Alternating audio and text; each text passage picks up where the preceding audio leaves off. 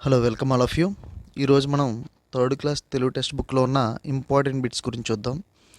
దీంట్లో బిట్స్ ఎలా అడగొచ్చు అంటే పాఠం పేరుకు సంబంధించి, దాని యొక్క ఇతివృత్తానికి సంబంధించి, దాని యొక్క ప్రక్రియలకు సంబంధించి, ఆ రచయిత గురించి, ఆ రచయిత రచనల గురించి బిట్స్ అడిగే అవకాశం ఉంది.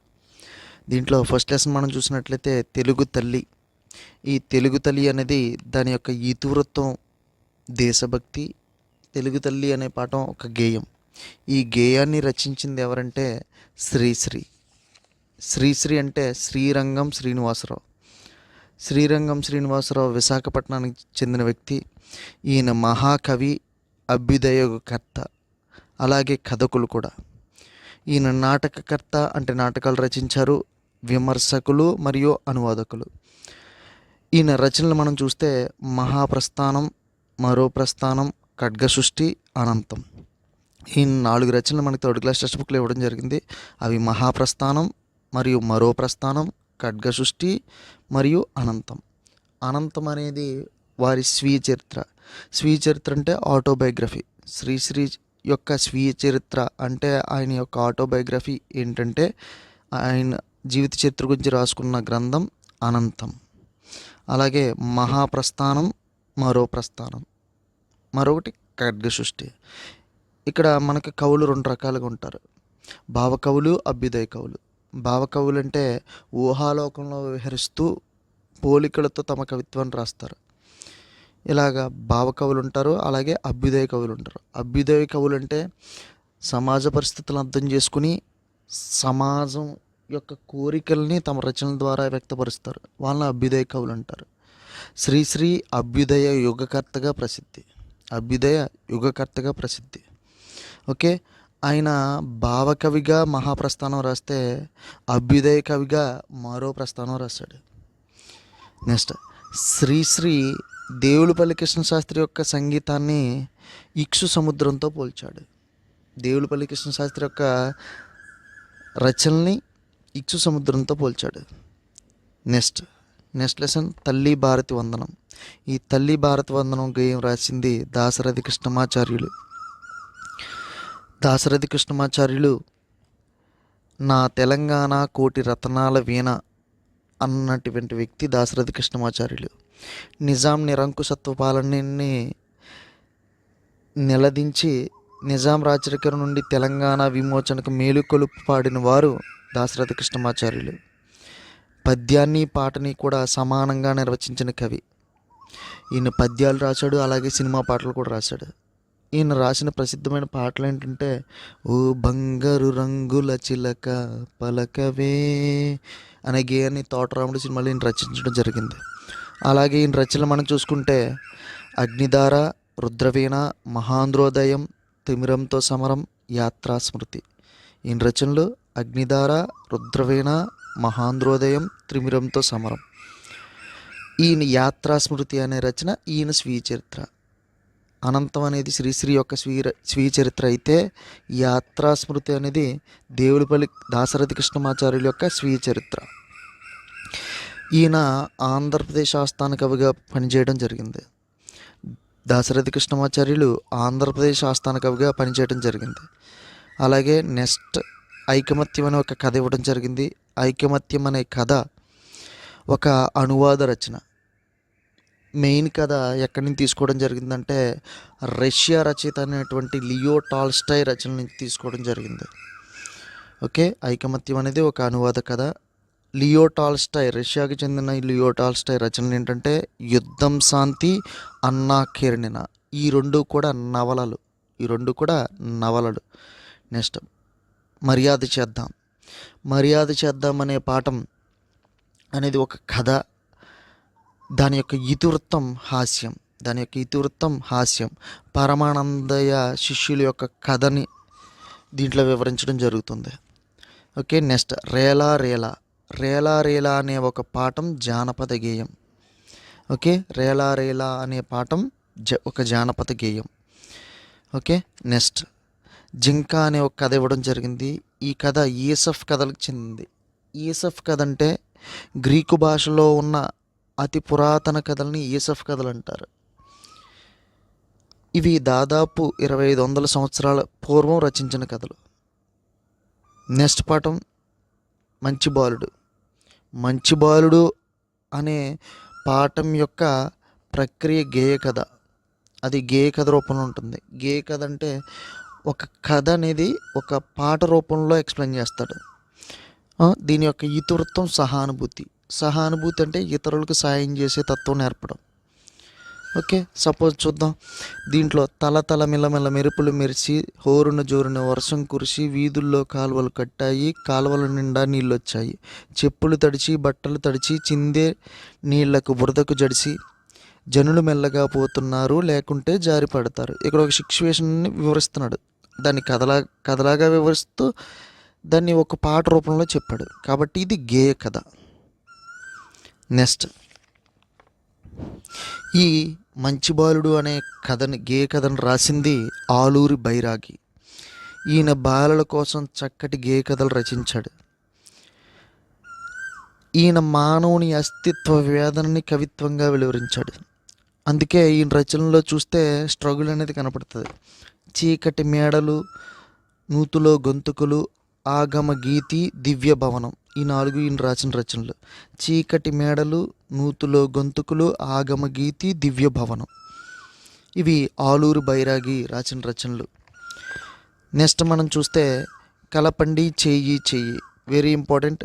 కలపండి చెయ్యి చెయ్యి అనే గేయాన్ని రచించింది దేవులపల్లి కృష్ణశాస్త్రి. మనం ఇంతకుముందే నేర్చుకున్నాం. దేవులపల్లి కృష్ణశాస్త్రి యొక్క కవిత్వాన్ని ఇక్షు సముద్రంతో పోల్చింది శ్రీశ్రీ. దేవులపల్లి కృష్ణశాస్త్రి భావ కవిత్వ యుగానికి తలుపులు తెరిచిన వ్యక్తి. ఈయన కవిత్వ లక్షణాలు ఏంటంటే 3 లక్షణాలు ఉన్నాయి. అక్షర రమ్యత, భావన సౌకుమార్యం, శబ్ద సంస్కారం. అక్షర రమ్యత, భావన సౌకుమార్యం, శబ్ద సంస్కారం. సపోజ్ ఈయన యొక్క రచన చూస్తే కలపండి చేయి చేయి అనే ఒక గేమ్లో కొండరాళ్ళు పగలగొట్టి కోన చదును చేద్దాం, కోన వెంట దారి తీసి రాదారులు వేద్దాం, కొండరాళ్ళు పగలబెట్టి కోన చదును చేద్దాం, కోన వెంట దారి తీసి గోదారులు వేద్దాం. ఇక్కడ అక్షర రమ్యత, అక్షరాల పొందిక అనేది ఇప్పుడు ప్రతి చరణంలో అక్షరాల పొందిక అనేది ఒక ఆర్డర్లో ఉంటుంది. ఒకే అక్షరంతో స్టార్ట్ అవటం, లేకపోతే ఒక వాక్యం విడిచి ఒక వాక్యం ఒకే అక్షరంతో స్టార్ట్ అవుతాం. అలాగే రాదారులు వేద్దాం, గోదారులు వేద్దాం, అలా రైమింగ్ ఉండడం. ఇలాంటి శబ్ద సంస్కారాన్ని, అక్షరమ్యతని, భావనా సౌకుమారి అని ఈయన రచనలో మనం చూడవచ్చు. ఈయన ఒక రచనలు చూస్తే కృష్ణపక్షం, ప్రవాసం, ఊర్వశి. ఓకే, ఈయన పద్మభూషణ్ పురస్కారం కూడా అందుకున్నారు. నెక్స్ట్ నా బాల్యం. నా బాల్యం అనేది ఒక ఆత్మకథ ప్రక్రియకి చెందింది. దీని యొక్క ఇతివృత్తం కళలు. నా బాల్యం అనేది ఎవరి ఆత్మకథ అంటే షేక్ నాజర్ యొక్క ఆత్మకథ. షేక్ నాజర్ గుంటూరు జిల్లాకు చెందిన వ్యక్తి. ఈయన బుర్రకథ పితామహుడిగా మనం చెప్పుకుంటాం. షేక్ నాజర్ 5 బుర్రకథలు రచించడం జరిగింది. అవేంటంటే పల్నాటి యుద్ధం, బొబ్బిలి యుద్ధం, వీరాభిమన్యు, అల్లూరి సీతారామరాజు, బెంగాల్ కరువు. నెక్స్ట్, షేక్ నాజర్ యొక్క జీవిత చరిత్రని ఆయన స్వీయ చరిత్రగా రాసింది అంగడాల రమణమూర్తి. ఓకే, ఆయన స్వీయ చారిత్రకమైన ఈ కథను పింజారి అనే పేరుతో అంగడాల రమణమూర్తి రచించడం జరిగింది. నెక్స్ట్, ఇదే లెసన్లో మనకి సృజనాత్మకత అనే ఒక సబ్ హెడ్డింగ్లో బుర్రకథ గురించి ఇవ్వడం జరిగింది. ఈ బుర్రకథను పితామహుడుగా మనం ఆదిభట్ల నారాయణ దాసుని చెప్పుకుంటాం. బుర్రకథ పితామహుడు ఆదిభట్ల నారాయణ దాసు. నెక్స్ట్, బంగారు పాపాయి. ఈ బంగారు పాపాయి అనే గేయాన్ని రచించింది మంచాల జగన్నాథరావు. మంచాల జగన్నాథరావు కవి, సంగీత విద్వాంసులు, ప్రసిద్ధ వాగ్గేయకారులు. ఈయన కృతులకు స్వరకల్పన చేసిన వ్యక్తి. స్వరకల్పన చేసిన వ్యక్తి మంచాల జగన్నాథరావు. మన ఇమేజ్ చూస్తే అక్కడ మనం వీణ అనేది చూడవచ్చు. అంటే కృతులకు స్వరకల్పన చేసిన వ్యక్తిగా మనం గుర్తుపెట్టుకోవచ్చు. నెక్స్ట్, పొడుపు విడుపు. పొడుపు విడుపు అనేది భాషాభిరుచిని పెంచడానికి పాఠంగా చేర్చడం జరిగింది. అంటే దాని యొక్క ఇతివృత్తం భాషాభిరుచి, దాని యొక్క ప్రక్రియ సంభాషణ. ఈ లెసన్లో మనం సూరి, వెంకి, సీతి అనే 3 వ్యక్తుల మధ్య జరిగే సంభాషణ మనం చూడవచ్చు. పొడుపు విడుపు అనేది పొడుపు కథలకు సంబంధించి ఒకరు పొడుపు కథ అడగడం, దానికి ఆన్సర్ వేరే వాళ్ళు చేయటం, ఈ టైప్లో ఆ పాఠం అనేది సాగుతుంటుంది. నెక్స్ట్ పొడుపు విడుపు రచయిత ఎవరంటే చింతా దీక్షితులు. చింతా దీక్షితులు కథలు రాశారు. అలాగే విద్యావేత్త, తెలుగు బాల సాహిత్యానికి తొలితరం మార్గదర్శకుల్లో ముఖ్యులు. తెలుగులో బాల సాహిత్యానికి తొలితరం మార్గదర్శకుల్లో ముఖ్యులు. నెక్స్ట్ చింతా దీక్షితులు పేరు వినగానే మనకు గుర్తుకు రావాల్సింది గిరిజనులు, సంచార జాతుల కోసం ఈయన తెలుగులో కథలు రాసిన తొలి రచయిత. గిరిజనులు, సంచార జాతుల గురించి తెలుగులో కథలు రాసిన తొలి రచయిత. ఈయన రచనలు చూస్తే 4 రచనలు: ఏకాదశి, శబరి, వటీరావు కథలు, లక్కపిడతలు. అలాగే ఈయన జానపద గేయాలు కూడా సేకరించడం జరిగింది. నెక్స్ట్ మనం చూస్తే చందమామ. ఈ చందమామ అనే గేయాన్ని రాసింది నండూరు రామ్మోహన్ రావు బాలల గేయాల సంపుటాన్ని రచించాడు. ఆ బాలల గేయాల సంపుటం, ఆ కలెక్షనే హరివిల్లు అనే బుక్తో ఈయన రిలీజ్ చేయడం జరిగింది. హరివిల్లు అనేది నండూరు రామ్మోహన్ రావు రచన. అలాగే నరవతారం, విశ్వరూపం అనేవి సైంటిఫిక్ నవళ్ళు, అంటే విజ్ఞాన శాస్త్రాన్ని సులభమైన శైలిలో పాఠకులకు అందించాలని నరవతారం, విశ్వరూపం అనే 2 నవలలో ఈయన రచించడం జరిగింది. అలాగే విశ్వదర్శనం, అక్షరయాత్ర వంటి రచనలు కూడా ఈయన చేయటం జరిగింది. అలాగే మార్క్ ట్వైన్ అనే రచయిత రచించిన 2 పుస్తకాలని తెలుగులో అనువాదం చేయడం జరిగింది. అవి ఏంటంటే టామ్ సాయర్, హకెల్ బెర్ఫిన్ వంటి అనువాదాలు కూడా ఈయన చేయడం జరిగింది. ఈయన మొత్తం 7 రచనలు ఏంటంటే హరివిల్లు, నరవతారం, విశ్వరూపం, విశ్వదర్శనం, అక్షరయాత్ర, మార్క్ ట్వైన్ రాసిన టామ్ సాయర్, హకెల్ బెర్ఫిన్. నెక్స్ట్ మేమే మేకపిల్ల. ఈ మేమే మేకపిల్ల అనేది ఒక చందమామ కథ. ఓకే, చందమామ కథలు రాసింది ఆర్ శకుంతల బాపట్ల ప్రాంతానికి చెందిన వ్యక్తి. అలాగే దీని యొక్క ఇతివృత్తం పరస్పర సహకారం. మేమే మేకపిల్ల యొక్క ఇతివృత్తం పరస్పర సహకారం. నెక్స్ట్ తెలుగు తోట అనే గేయాన్ని రచించింది కందుకూరి రామభద్ర కవి, విద్యావేత్త. ఈయన రచనలు 3 రచనలు ఉన్నాయి. ఆ 3 గుర్తుపెట్టుకోవడానికి లేత గేయం అని గుర్తుపెట్టుకోండి. లే అంటే లే మొగ్గ, తా అంటే తరంగిణి, గే అంటే గేయమంజరి. ఈ 3 రచనలు కూడా కందుకూరి రామభద్రరావు. నెక్స్ట్ పద్యరత్నాలు అనేవి దాని యొక్క ప్రక్రియ పద్యాలు, దాని యొక్క ఇతివృత్తం నైతిక విలువలు. పిల్లల్లో నైతిక విలువలు తెలియజేయడం కోసం, మంచి అలవాట్లు నేర్పడం కోసం మనకి పద్యాలన్నీ ఇవ్వడం జరుగుతుంది. దీంట్లో మనకి 5 కవులు ఉన్నారు. ఫస్ట్ వేమన 17-18 శతాబ్దానికి చెందిన వ్యక్తి. ఈయన జన్మస్థలం కడప. పర్టికులర్ ప్లేస్ అంటూ ఏమీ లేదు, కానీ ఈయన జన్మస్థానం కడప జిల్లా. నెక్స్ట్ ఈయన యొక్క సమాధి మాత్రం అనంతపురం జిల్లా కటారుపల్లిలో ఉండడం జరిగింది. ఈయన రాసిన శతకం వేమన శతకం. ఓకే, విశ్వద అనే వ్యక్తి వేమన యొక్క ప్రేయసి, అభిరామ అనే వ్యక్తి వేమన యొక్క స్నేహితుడు. వీళ్ళిద్దరు పేర్ల మీద విశ్వదాభిరామ అనే మొకటాన్ని పూరించి ఆయన వేమన శతకం రాయటం జరిగింది. అలాగే నెక్స్ట్ కవి గువ్వల చెన్నడు 17-18 శతాబ్దానికి చెందిన వ్యక్తే. ఇతను కూడా కడప జిల్లాకు చెందిన వ్యక్తి. ఇతను ప్రాంతం రాయచోటి. ఓకే, ఈయన మొకుటం గువ్వల చెన్న శతకం ఈయన రచించడం జరిగింది. నెక్స్ట్ కవి బద్దెన 13వ శతాబ్దానికి చెందిన వ్యక్తి. బద్దెన రాసిన శతకం సుమతి శతకం.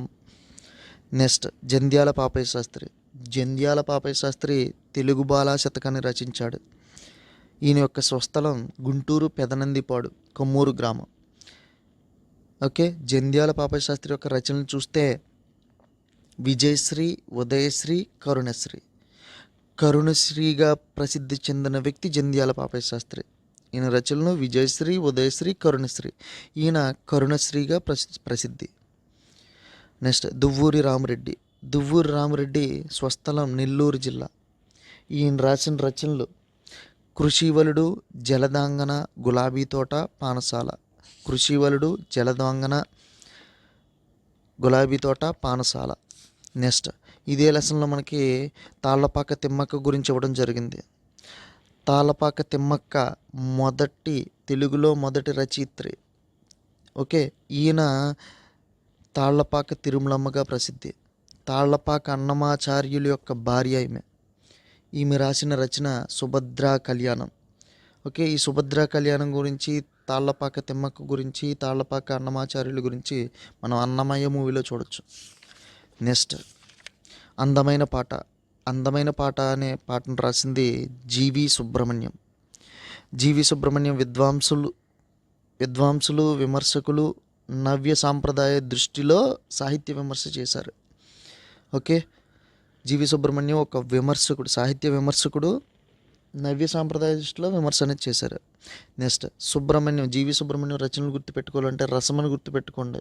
రసోల్లాసము, వీరరసము ఈయన రచనలు. ఓకే, నెక్స్ట్ దిలీపుని కథ అనేది ఒక పురాణ కథ. నెక్స్ట్ మా ఊరి ఏరు అనేది ఒక గేయం. ఇది ప్రకృతిని వర్ణించడం జరిగింది. మా ఊరి ఏరు అనే గేయం ఎక్కడ ప్రకృతిని వర్ణించడం జరిగిందంటే దీని రచయిత మధురాంతకం రాజారాం రాయలసీమకు చెందిన వ్యక్తి. ఓకే, ఈ రాయలసీమ యొక్క ప్రకృతిని వర్ణించిన వ్యక్తి మధురాంతకం రాజారాం. ఏ లెసన్లో అంటే మా ఊరి ఏరు. నెక్స్ట్ ఈయన రాయలసీమ జీవితాన్ని ప్రతిబింబిస్తూ 400 పైగా కథలు రచించిన వ్యక్తి. మధురాంతకం రాజారాం ఉత్తమ ఉపాధ్యాయులు కూడా. నెక్స్ట్ పంట చేలు అనే గేయం రచించింది పాలగుమ్మి విశ్వనాథం. రచించింది పాలగుమ్మి విశ్వనాథం. ఈయన ఆకాశవాణిలో పనిచేశారు. లలిత సంగీతానికి ప్రచారం కల్పించారు. అలాగే ఈయన మ్యూజిక్ డైరెక్టర్ కూడా, సంగీతాన్ని కూర్చారు. అలాగే గీతకర్త అంటే గీత రచయిత కూడా. ఓకే, పాటలు కూడా రచించారు. బుద్ధిబలం అనేది పంచతంత్ర కథల నుంచి తీసుకోవడం జరిగింది. నెక్స్ట్ తొలి పండుగ. ఇక్కడ పండుగని ఎక్కడొచ్చినా దాని యొక్క ఇతివృత్తం సంస్కృతి సాంప్రదాయాలు అవుతుంది. దాని యొక్క ప్రక్రియ కథనం. ఓకే, కథనం అంటే ఏంటంటే ఒక కథ సాగిపోతుంటుంది, దాంట్లో డైలాగ్స్తో సహా, అంటే ఈ మాటలు ఇలా మాట్లాడారు అన్న సంభాషణలతో సహా ఉంటే అది కథనం. దీంట్లో ఉగాది పండుగ గురించి చెప్పడం జరిగింది. అలాగే తెలుగు సంవత్సరాలైన 60 సంవత్సరాల గురించి లెసన్లు ఇవ్వడం జరిగింది. ఈ 60 సంవత్సరాలు ఆర్డర్ కూడా ఒక్కొక్కసారి అడగడం జరుగుతుంది. నెక్స్ట్ లెసన్ అందాల తోటలో అనే గేయాన్ని రచించింది కస్తూరి నరసింహమూర్తి. ఈయన పాపాయి సిరలు అనే గేయ సంపుటి రచించాడు. ఆ పాపాయి సిరలు అనే గేయ సంపుటి నుంచి ఒక గేయాన్ని అందాల తోటలో అనే పేరుతో మనకి ఇవ్వడం జరిగింది. నెక్స్ట్ నక్కయుక్తి అనేది ఒక జానపద కథ. ఈ నక్కయుక్తి అనే కథను రచించింది జంధ్యాల సుబ్రహ్మణ్య శాస్త్రి. ఈయన గద్వాల ఆస్థాన కవిగా పనిచేయడం జరిగింది. అలాగే అవధానం చేయటంలో నిష్ణాతుడు. ఈయన సహస్ర అవధాని. ఈయన రచించిన రచనలు 4 రచనలు ఇవ్వడం జరిగింది. ఆంధ్రుల చరిత్ర, ఆంధ్ర సామ్రాజ్యం, రత్నలక్ష్మి, శతవ్రతం, కేనోపనిషత్తు. ఓకే, ఆంధ్రుల చరిత్ర, ఆంధ్ర సామ్రాజ్యం, రత్నలక్ష్మి, శతపత్రం, కేశోపనిషత్తు. Thank you all of you.